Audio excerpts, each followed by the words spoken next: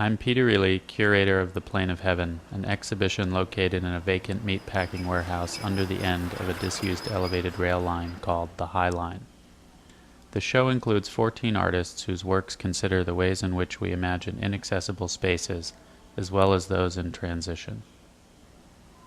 The first piece we find is Paul Ramirez Jonas's Water Thief, which is a tank set to drain exactly over the run of the show, marking its own disappearance. On a nearby wall is a small unfired clay tablet into which Paul has typed the source code for the oldest web page online.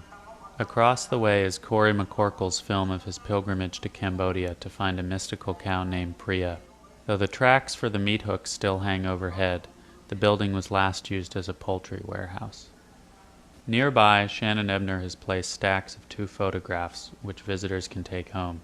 Taken on the roof of the building, the images say Exit and Glacier, referring to a rapidly receding glacier of the same name in Alaska. Song Dong's video of burning photographs depicts the artist in various tourist sites around the world, concluding at the High Line. It runs in slow motion and in reverse so that the flame seems to constitute the image. Across the long room is Gordon Matta Clark's film from 1975 documenting his cutting of a warehouse on the river 1 block from the show.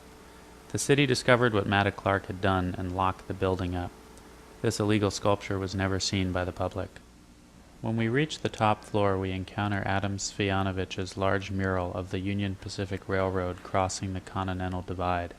Adam's rails recede in parallel to the High Line outside.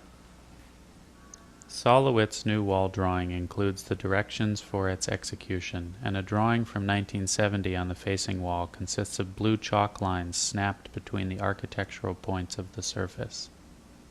We pass through Leandro Ehrlich's illusory installation of doors with keyholes that seem to lead to a brightly lighted room, finding instead another dark room, and then Saskia Olde-Wolber's video, in which we move through a fantastical underwater landscape that she's created meticulously by hand in kiddie pools in her London studio.